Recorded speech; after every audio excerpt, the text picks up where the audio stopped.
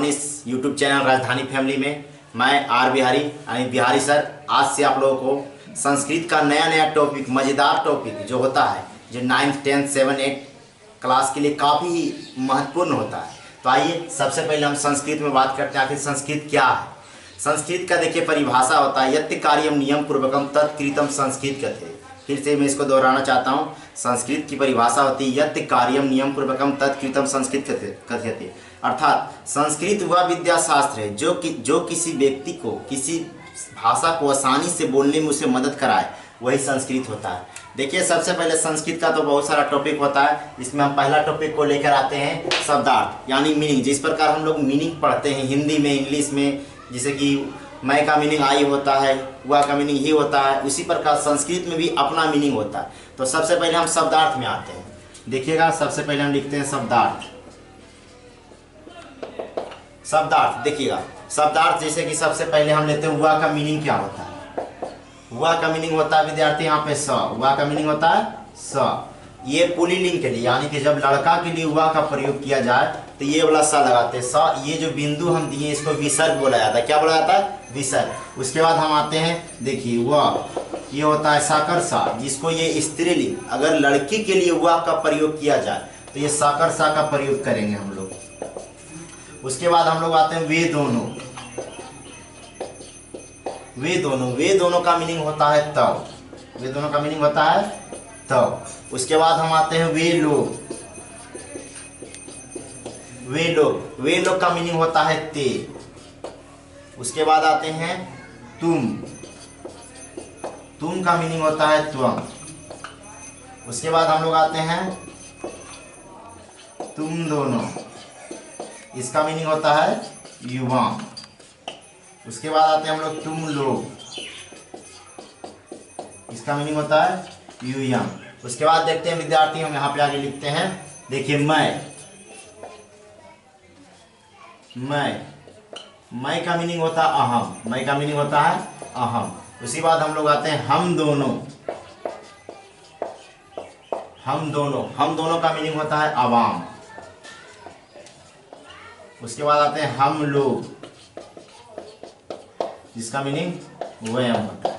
तो विद्यार्थी ये रहा कुछ शब्दार्थ यानी कुछ मीनिंग जो हमें अनुवाद बनाने में काफ़ी सुविधा होती है संस्कृत में। उसके बाद हम थोड़ा आते हैं, इसको आप लोग वीडियो को पॉज कीजिए और इसको रोक के पहले इसको आप लोग अपने कॉपी में, नोटबुक में इसको नोट कीजिए। उसके बाद फिर हम आगे आते हैं। चलिए आगे देखते हैं हम लोग। आगे देखते हैं क्रिया सूची यानी वर्ब। इसको हम लोग बोलते हैं वर्ब। जिस प्रकार हम लोग इंग्लिश में भी मीनिंग में पढ़ते हैं, जैसे पढ़ना का मीनिंग रीड होता है, तो उसी प्रकार क्रिया सूची यानी संस्कृत में भी हमें वर्ब की काफ़ी ज़रूरत होती है। इसलिए हम इसे वर्ब को हम आगे देखते हैं। क्रिया सूची जिस प्रकार संस्कृत का मीनिंग देखिए, जैसे हुआ यहाँ पे खाना का मीनिंग हम लेते हैं। खाना का मीनिंग इंग्लिश में ईट होता है, लेकिन यहाँ पे हो जाता है खाद। ठीक है। उसके बाद देखिए हम लोग लेते हैं जाना का दो मीनिंग होता है। देख इसको आप लोग ध्यान में रखिएगा। जाना का दो मीनिंग होता है। पहला होता है गम। ये गम जो है मूल धातु होता है। गम क्या होता है? मूल धातु। लेकिन इसका हम लोग अनुवाद के लिए इसको गच का प्रयोग करते हैं। उसके बाद हम लोग आते हैं देखना का भी दो मीनिंग होता है। देखना का दो मीनिंग होता है। एक दृश्य होता है, ये मूल्य धातु होता है। क्या है? मूल्य धातु। लेकिन इसका मीनिंग हम लोग लगाते हैं पश्य। उसके बाद हो गया, देखिए खाना हो गया, जाना हो गया, देखना और पढ़ना को हम लोग लेते हैं। पढ़ना का मीनिंग होता है पठ। पढ़ना का मीनिंग होता है पठ। उसके बाद हो गया, देखिए पीना का मीनिंग हो गया पीव। पीना का मीनिंग पीव। इसी प्रकार बहुत सारे ऐसे मीनिंग है जो मैं आपको जब भी आपका अनुवाद में अगर आएगा मीनिंग तो उस मीनिंग को हम बताते चलेंगे और अनुवाद बनाने में आपको काफ़ी इससे मदद मिलेगी। इसलिए इस मीनिंग को ये 4-5 मीनिंग जो काफ़ी इंपॉर्टेंट है, या आपके हर अनुवाद में इन्हीं को दोहराने का ज़्यादा वक्त मिलता है। इसलिए आप इसे याद रखिए। इसको खाना का मीनिंग होता है खाद, जाना का मीनिंग गम या गच, देखना का मीनिंग दृश्य या पश्य, पढ़ना का मीनिंग पठ और पीना का मीनिंग पीव। एक और देख लीजिए खेलना का मीनिंग खेलना का मीनिंग देखिए विद्यार्थी कभी क्रीड भी देता है और कभी खेल भी देता है। तो आप अपने सुविधा के अनुसार जो आपको याद रहे वो लगा सकते हैं। इसलिए यह क्रिया सूची हुआ। हमें मेन रूप से खाना, जाना, देखना, पढ़ना, ये 4 वो काफ़ी इंपॉर्टेंट है। यही 4 वो आपके एग्जाम में भी ज़्यादा दोहराते रहता है, तो इसलिए आप इसे ज़्यादा से ज़्यादा ध्यान में रखें।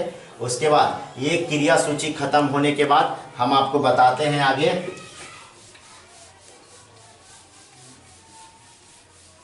अब हम आपको आगे बताते हैं, देखिएगा वचन। वचन देखिए, वचन आपको ज़्यादा डीपली नहीं पढ़ना है क्योंकि ये थोड़ा सा छोटा सा टॉपिक है। वचन देखिए, संस्कृत में वचन 3 प्रकार के होते हैं। संस्कृत में वचन 3 प्रकार के होते हैं। पहला होते हैं एकावचन, द्विवचन और तीसरा बहुवचन। देखिए एकावचन का मतलब होता है एक, यानी किसी चीज में अगर किसी व्यक्ति या किसी शब्द या किसी वाक्य में एक का बोध कराए तो होता है एकावचन, यानी एक का बोध यानी एक वचन। द्विवचन जैसा कि नाम से ही पता चल रहा है, द्विवचन यानी जिसमें किसी दो चीज का बोध हो, यानी किसी दो का बोध, क्या दो समान हो, दो व्यक्ति हो या दो जगह का नाम हो, तो वो होगा द्विवचन। बहुवचन दो से ज्यादा आप 3 ले लीजिए या करोड़ लाख कुछ भी ले लीजिए, 2 से अगर ज्यादा हो गया तो किस में आएगा? बहुवचन में। तो यही था आपका वचन, एकावचन, द्विवचन और बहुवचन। उसके बाद संस्कृत में वचन के साथ आपको याद रखना है पुरुष। पुरुष देखिए, संस्कृत में 3 पुरुष होते हैं, हिंदी में भी 3 होते हैं, लेकिन देखिए पहले हम लोग संस्कृत में आते हैं पुरुष में। पहला होता है प्रथम पुरुष, दूसरे होते हैं मध्यम पुरुष और तीसरा होते हैं उत्तम पुरुष। देखिए हिंदी में प्रथम पुरुष, मध्यम पुरुष और उत्तम पुरुष। उत्तम पुरुष की जगह हिंदी में अन्य पुरुष आते हैं, लेकिन संस्कृत में ये उत्तम पुरुष आते हैं। प्रथम पुरुष जो पहले यानी पहला वाक्य को हम लोग प्रथम पुरुष बोल सकते हैं। जो बीच में यानी मध्य का मतलब होता है बीच में, यानी कि जो वाक्य बीच में आता है उसे मध्यम बोलते हैं। उत्तम यानी जो सबसे अंतिम में आता है और मेन पद होता है उसे हम उत्तम पद बोलते हैं, यानी उत्तम पुरुष बोलते हैं। ये था आपका वचन और ये पुरुष।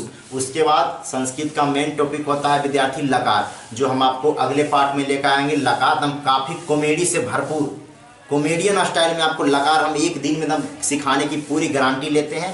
आप बस हमारे चैनल के साथ जुड़े रहें, और अगर ये वीडियो आपको अच्छा लगा हो तो हमारे इस नए यूट्यूब चैनल को आप हमें बढ़ाने के लिए हमें हौसला दीजिए और अपने दोस्तों के पास शेयर कीजिए। वीडियो अच्छा लगा हो तो लाइक और शेयर कीजिए। हाँ, और चैनल को सब्सक्राइब करना ना भूलें। चैनल को सब्सक्राइब करने के बाद लाल बटन को दबाकर घंटी को दबा दें। जी धन्यवाद।